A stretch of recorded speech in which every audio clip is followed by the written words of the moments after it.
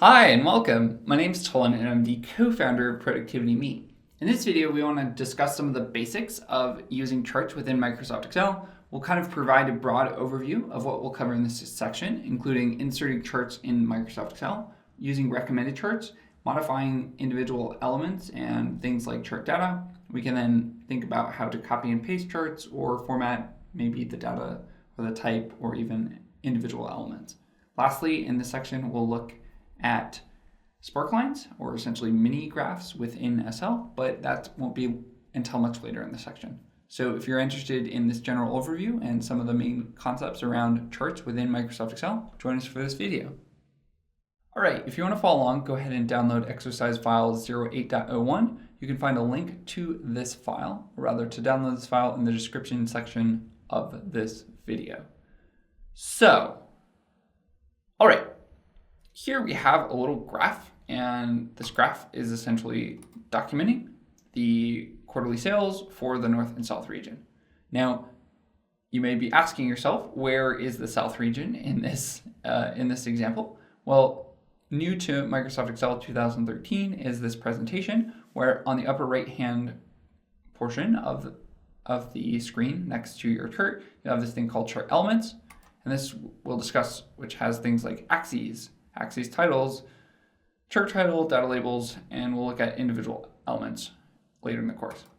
Then we have this individual thing, which has to do this little individual button here, which has to do with the chart style. So we could easily change the individual style or the color just from inside the chart. Now, the reason that we currently don't have the South section displayed is because it also will show us the series.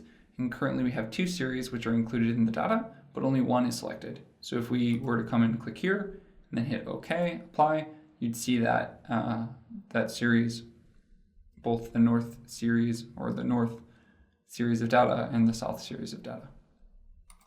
So kind of the first thing that we want to think about when looking at charts in Microsoft Excel 2013 are these three different elements.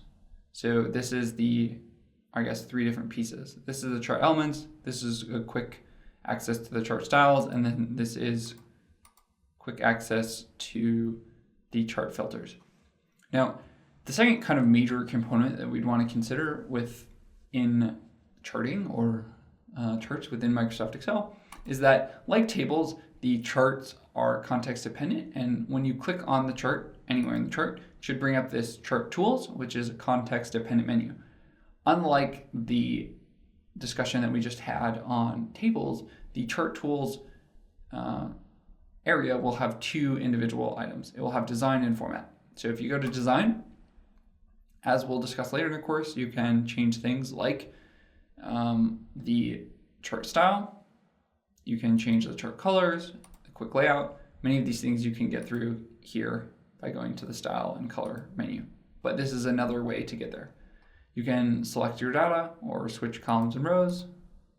You can change the chart type, which we'll discuss later. Maybe you want to create a line chart. Or you can move your chart, and that too can be really useful. Now, if you go to the Format tab, this will allow you to format the individual elements of a chart. We'll discuss what chart elements are later in the course, but let's say that you wanted to change the color of this individual icon. You could go ahead and do that by selecting it and changing the color in that way. You can also format your selection or do other individual items with charts. So we could exit out of that. But in summary, if we have a chart or if we know how to insert a chart, once we have a chart, we can use they're not exactly quick access buttons, but the tools here on the right, which is chart elements, we'll discuss more, the idea of chart styles, which we'll also discuss more, and chart filters. If we were to click on a chart, we'd then have the chart tools, which consist of two tabs, that of the design tab and the format tab. All right, so with that general overview, let's now dive into each kind of topic a little more specifically, starting with how to insert a chart. So join us in the next video and we'll get started. All right, bye for now and see you in a few.